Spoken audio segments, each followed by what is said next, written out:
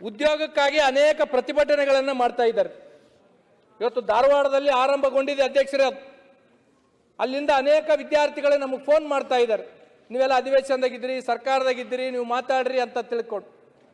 ಇವತ್ತು ಏನಾಗಿದೆ ಅಧ್ಯಕ್ಷರೇ, ನಮ್ಮ ಭಾಗದಾಗ ಈಗಾಗಲೇ ಒಂದು ಪಟ್ಟಿನೂ ನಮ್ಮ ಹತ್ರ ಬಂದಿದೆ ಅಧ್ಯಕ್ಷರು. ಈಗ 6 ತಿಂಗಳ ಒಂದೊಂದು ವರ್ಷಕ್ಕೆ ಅಂತಂದ್ರೆ ಧಾರವಾಡಕ್ಕೆ ಅಂತಂದ್ರೆ ಕೋಚಿಂಗ್ ಬರ್ತಾರೆ.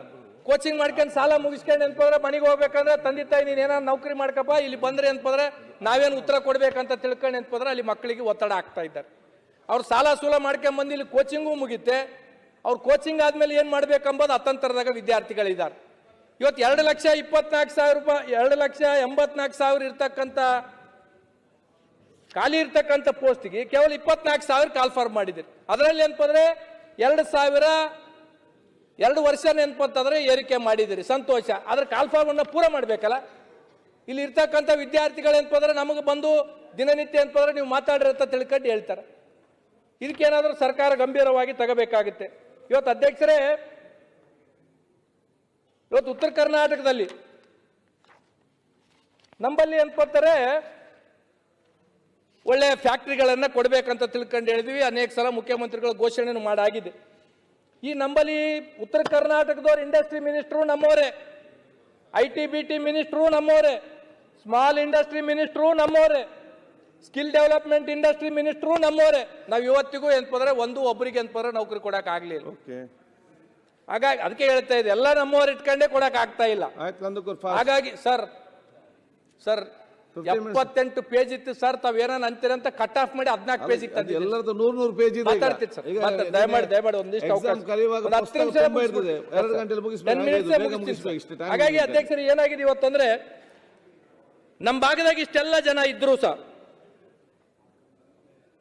ಇವತ್ತು 18,000 ಇಂಜಿನಿಯರ್ ಸೀಟ್ಗಳು ಏನಪ್ಪಂದ್ರೆ ಖಾಲಿ ಇರ್ತಕ್ಕಂಥದ್ದು ಕಾರಣ ಸರ್ಕಾರದಾಗ ಯಾವ ಪೋಸ್ಟಿಂಗ್ಗಳು ಏನಪ್ಪಂದ್ರೆ ಆಗ್ತಾ ಇಲ್ಲ.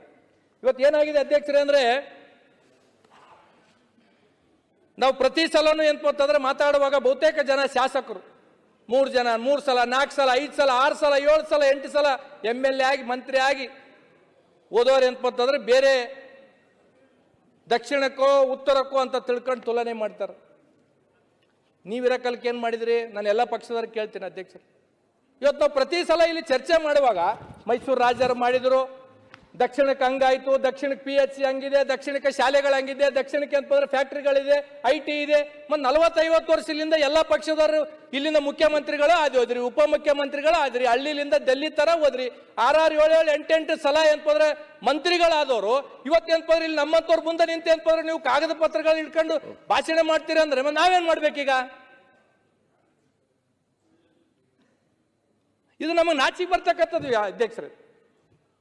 ನಾವು ಪ್ರತಿ ಸಲನೂ ಏನಪ್ಪಂತಂದ್ರೆ ಬೇರೆಯವರಿಗೆ ತುಲನೆ ಮಾಡೋದಲ್ಲ, ನಮ್ಮ ಭಾಗಕ್ಕೆ ಅಭಿವೃದ್ಧಿ ಮಾಡ್ತಕ್ಕಂಥ ಜವಾಬ್ದಾರಿ ಹೊತ್ತಕ್ಕಂಥವ್ರು ನೀವು ಮಾಡದೇ ಇರ್ತಕ್ಕಂಥದ್ದೇ ಇವತ್ತು ಜನ ನಮ್ಮನ್ನು ಕ್ಯಾಕರಿಸಿ ಹೋಗ್ತಾ ಇದ್ದಾರೆ. ಇವತ್ತು ಪ್ರತಿ ಸಲ ಅಧ್ಯಕ್ಷರೇ, ಈಗ ನಾನು ಒಂದನ್ನ ಸೌದಿ ಅಣ್ಣವ್ರದ್ದು ನಾನೊಂದು ಪ್ರಸ್ತಾಪ ಮಾಡ್ಬೇಕು. ನಾನು 3 ವರ್ಷ ಆಯ್ತು ಅವ್ರ ಭಾಷಣ ಕೇಳ್ತಾ ಇದ್ದೆ. 3 ವರ್ಷದಿಂದನೇ ಅಂತಂದ್ರೆ ಅದು ಕಾಟಾದ್ದು ಹೇಳ್ತಾರೆ. ಈ ಸಲ ಅದು ಇದು ಹೇಳಿಲ್ಲ ಅಣ್ಣ, ಕಬ್ಬು ದಾಟದ ಒಂದು ಬ್ರಿಡ್ಜ್ ಹೇಳಿಲ್ಲ, 2 ವರ್ಷ ಹೇಳಿದ್ರಿ ಜಮಖಂಡಿ ತಾಲೂಕದ. ಸರ್ ಅನೇಕ ಸಲ ನಾನು ರಾಯರೆಡ್ಡಿ ಅವ್ರದ್ದು ಕಳೆದ ಸಲ ಭಾಷಣ ಮಾಡಿರ್ತಕ್ಕಂಥದ್ದು ಪಾಯಿಂಟ್ ಬರ್ಕೊಂಡಿದ್ದೀನಿ ಸರ್. ಈ ಸಲ ಸರ್ ಅವ್ರು ಹಿರಿಯರು ಏನ್ಪತ್ತವ್ರು ಈ ರೀತಿ ಮಾಡಿದ್ರೆ ನಾವೇನ್ ಮಾಡ್ಬೇಕಂತ ಕಳೆದ ಸಲ ಏನೇನು ರಾಯರೆಡ್ಡಿ ಅವ್ರು ಮಾತಾಡಿದ್ದಾರೆ ಸರ್, ಈ ಸಲನ ಅದೇ ಸೇಮ್ ಹೇಳಿದ್ದಾರೆ ಸರ್. ನೀವು 6 ಸಲ ಈ ಕಡೆ ಇದ್ದವ್ರು ಈ ಕಡೆ ಇದ್ದಾರೆ, ನಾನು ಯಾವ್ದು ಪಾರ್ಟಿಗೆ ಹೇಳಂಗಿಲ್ಲ ಸರ್. ಸರ್ ನೀವು 7 8 ಸಲ MLA ಆಗಿಗಳು ನೀವೇ ಬಂದು ಏನಪ್ಪಂದ್ರೆ ಈ ರೀತಿ ಪ್ರಶ್ನೆ ಕೇಳಿದ್ರೆ ನಾವು ಒಂದ್ಸಲ ಆದವ್ರು ನಾವೇನ್ ಮಾಡ್ಬೇಕೀಗ? ನಾವ್ ಯಾರಿಗೋಗಿ ಕೇಳಬೇಕು? ಅದಕ್ಕೆ ಅಧ್ಯಕ್ಷರೇ, ಒಂದು ಏನಪ್ಪಂದ್ರೆ ನಾವು ಆಯ್ಕೆ ಮಾಡಿ ಕಳಿಸಿರ್ತಕ್ಕಂಥ ಜನರ ಬದಲಾವಣೆ ಆಗ್ಬೇಕಿಲ್ಲ, ನಾವ ಬದಲಾವಣೆ ಆಗ್ಬೇಕಾಗ್ತದೆ. ನಮ್ಮ ಜನ ನಂಗೆ ಇದ್ದಾರೆ, ಯಾರು ಕೆಲಸ ಮಾಡ್ತಾರ ಅವ್ರಿಗೆ ಮಾಡಂಗಿಲ್ಲ. ಯಾವನೊಬ್ಬ ಜಾತಿ ಅಂತ ತಿಳ್ಕೊಂಡು ಬಂದು ಹೇಳ್ತಾನೆ, ಯಾವನೊಬ್ಬ ದುಡ್ಡು ಅಂತ ತಿಳ್ಕೊಂಡು ಬಂದು ಹೇಳ್ತಾನೆ, ಎಲೆಕ್ಷನ್ ಬಂದು ಡೋಂಗಿತನ ಮಾಡ್ತಾರ, ಅಂತವ್ರಿಗೆ ಓಟ್ ಹಾಕಿದ್ರೆ ಇಂದ ಬಾಯಿಗೆ ಬಂದಂಗೆ ನಮ್ಗೆ ಬೈಬಿಡ್ತಾರೆ. ಇದು ನಮ್ಮ ಪರಿಸ್ಥಿತಿ ಅಧ್ಯಕ್ಷ. ಒಂದನ್ನ ಉದಾಹರಣೆನ ನಾನು ಕೊಡಬೇಕಾಗಿತ್ತು ಅಧ್ಯಕ್ಷರೇ.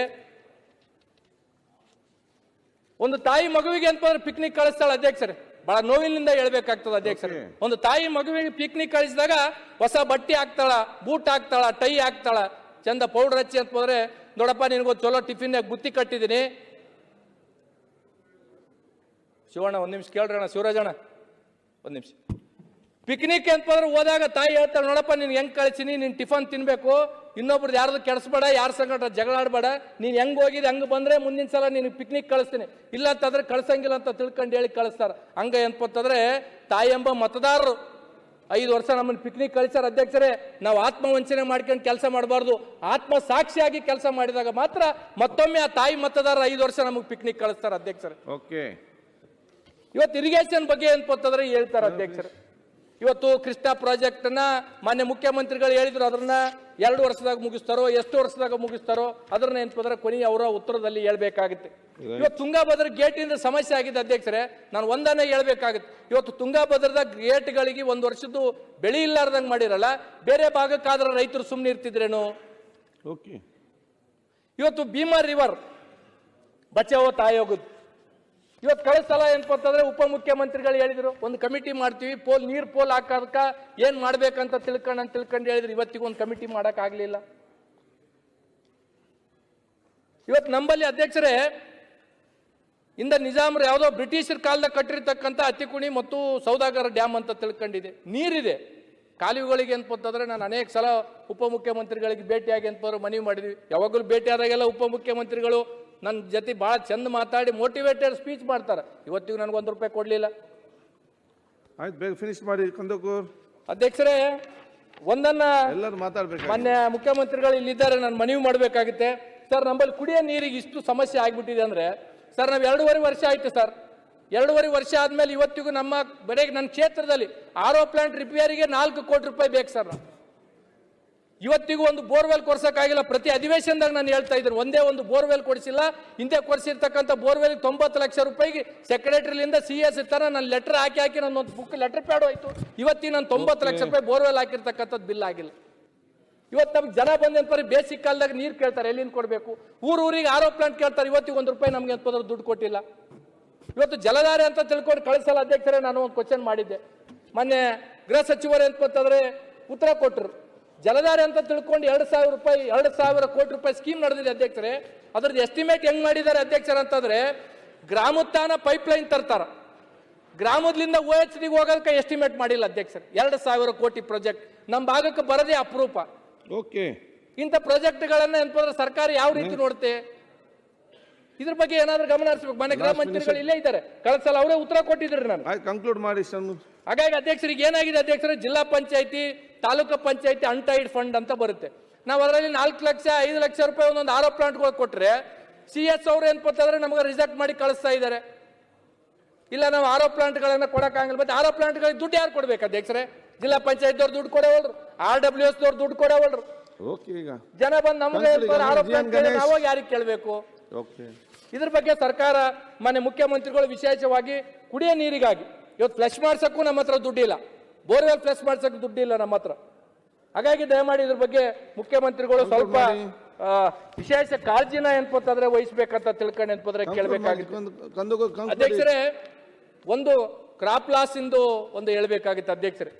ನಮ್ಮಲ್ಲಿ ಏನಾಗಿದೆ ಅಧ್ಯಕ್ಷರೇ, ನಾವೇ ಖುದ್ದು ಏನಪ್ಪಂತಂದ್ರೆ ಕ್ರಾಪ್ ಲಾಸ್ಗಳಾದಾಗ ಹೋದಾಗ ಯಾವ ಅಧಿಕಾರಿಗಳು ಸಹ ಫೀಲ್ಡಿಗೆ ಹೋಗಲಿಲ್ಲ. ಮಾನ್ಯ ರೆವಿನ್ಯೂ ಮಿನಿಸ್ಟರ್ ಇಲ್ಲೇ ಇದ್ದಾರೆ, ಯಾವ ಅಧಿಕಾರಿಗಳು ಫೀಲ್ಡಿಗೆ ಹೋಗಲಿಲ್ಲ. ಕೇವಲ ಫೋನ್ ಮಾಡಿ ರೈತರಿಗೆ ಅಂತಂದ್ರೆ ಆಗಿರ್ತಕ್ಕಂಥ ನಿಮ್ದು ಏನು ಲಾಸ್ ಆಗ್ಯದ, ಆ ಲಾಸ್ ಆಗಿರ್ತಕ್ಕಂಥದ್ದು GPS ಕೊಡ ಅಂತ ತಿಳ್ಕೊಂಡು ಫೋನ್ ಮಾಡಿ ಹೇಳಿದ್ದಾರೆ.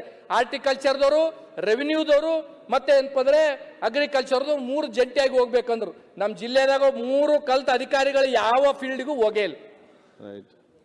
ಇವತ್ತು ಏನಾಗಿದೆ ಅಧ್ಯಕ್ಷರ, ನರಗುಂದ ಅಂತ ತಿಳ್ಕೊಂಡು ಒಬ್ಬ ತಾಲೂಕದಾಗ ಅವ್ನು ಕ್ರಾಪ್ ಲಾಸ್ ಲಿಸ್ಟ್ ಬಂದಿಲ್ಲ ಅಂತ ತಿಳ್ಕೊಂಡು ಸುಸೈಡ್ ಅಟೆಂಪ್ಟ್ ಮಾಡ್ಕೊಂಡಿದ್ದಾರೆ. ಬಹುತೇಕ ಜನ ಇಲ್ಲೆಲ್ಲರೂ ಮಾತಾಡ್ತೀರಿ 5,000 ಕೋಟಿ 5,000 ಕೋಟಿ ಅಂತ ತಿಳ್ಕೊಂಡು. ಸರ್, ನಾವು 5,000 ಕೋಟಿ ರೀಚ್ ಆಗಿಲ್ಲ ಸರ್. ಇನ್ನು ಕೇವಲ 3,000 ಕೋಟಿಗೆ ಅಂತ ತಿಣಕ್ಲಾಕತ್ತೀವಿ. 5,000 ಕೋಟಿ ರೀಚ್ ಆಗಿಲ್ಲ. ನಾವು 5,000 ಕೋಟಿ ಯಾಕೆ ರೀಚ್ ಆಗಿಲ್ಲ ಅಂದ್ರೆ ಮಾನ್ಯ ಅಧ್ಯಕ್ಷರು ಇಲ್ಲೇ ಇದ್ದಾರೆ. ನಾನು ಹೇಳಿದೆ ಸರ್, ಒಬ್ಬ ಸೆಕ್ರೆಟರಿ ಬಂದಿದ್ದಾರೆ ಅಲ್ಲಿ, KKLDB ಸೆಕ್ರೆಟರಿ. ಆ KKLDB ಸೆಕ್ರೆಟರಿ ಅಜಯ್ ಸಿಂಗ್ ಅವ್ರ ಹೆಸರು ಕೆಡಿಸ್ಬೇಕಂತ ಬಂದಿದ್ದಾರೋ ಅಥವಾ ಮುಖ್ಯಮಂತ್ರಿಗಳ ಹೆಸರು ಕೆಡಿಸ್ಬೇಕಂತ ಬಂದಿದ್ದಾರೋ ಇವತ್ತಿಗೂ ನಮ್ಗೆ ರೀಚ್ ಆಗಕ್ಕೆ ಸಾಧ್ಯ ಆಗ್ತಾ ಇಲ್ಲ. ನಿಮ್ಗೆ ಅನೇಕ ಸಲ ಹೇಳಿರ್ತಕ್ಕಂಥದ್ದಿದೆ ಸರ್. ದಯಮಾಡಿ ನೀವು ಹೇಳಕಲ್ಕ ಹೇಳಿ, ನೀವು ಹೇಳಕಲ್ಕ ಹೇಳಿ ದಯಮಾಡಿ. ಮತ್ತೆ ಮಾತಾಡಿ, ಹೇಳ್ತೀನಿ. ಈಗ ನಾನು ಮಾತಾಡ್ತೀನಿ ಅಂತ ತಿಳ್ಕೊಂಡು ಮಾತಾಡ್ತೀನಿ. ನಿಮ್ಮ ಆತ್ಮ ಗೊತ್ತಿದೆ ಏನಾಗ್ತಾ ಇದೆ ಕಲ್ಯಾಣ ಕರ್ನಾಟಕ.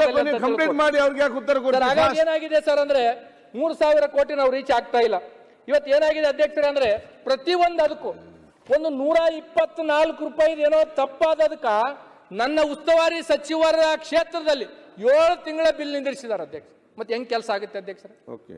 ಇವತ್ತು ಏನಾಗಿದೆ ಅಧ್ಯಕ್ಷರೇ ಅಂದ್ರೆ ನಮ್ಮ ಕಲ್ಯಾಣ ಕರ್ನಾಟಕ KKRDBಗೆ 224 ಇಂಜಿನಿಯರ್ಸ್ ಬೇಕು ಅಧ್ಯಕ್ಷರೇ.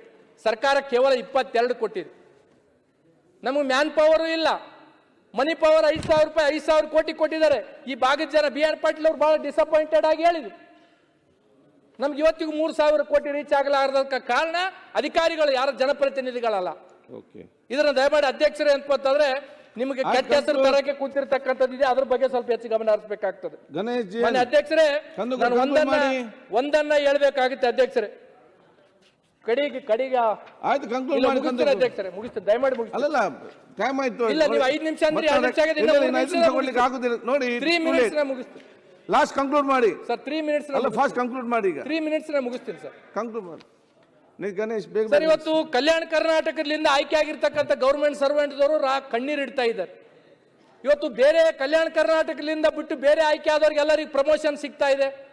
ದಯಮಾಡಿ ನಾನು ಮುಖ್ಯಮಂತ್ರಿಗಳಿಗೆ ಮನವಿ ಮಾಡ್ತಕ್ಕಂಥದ್ದು ಇಷ್ಟೇ, ಕಲ್ಯಾಣ ಕರ್ನಾಟಕದಲ್ಲಿ ಸರ್ಕಾರಿ ನೌಕರಿಗಳು ಯಾರ್ಯಾರು ಆಯ್ಕೆ ಆಗಿದ್ದಾರೆ ಅವ್ರಿಗೂ ಸಹ ಏನಂದ್ರೆ ಬೇರೆ ಕಡೆ ಕೊಡ್ತಕ್ಕಂಥ ಜ್ಯೇಷ್ಠತೆಯನ್ನ ನಮ್ಮ ಕಲ್ಯಾಣ ಕರ್ನಾಟಕದವರಿಗೆ ಕೊಡ್ಬೇಕಂತ ತಿಳ್ಕೊಂಡು ನಾನು ಮನವಿ ಮಾಡ್ಬೇಕಾಗ್ತದೆ.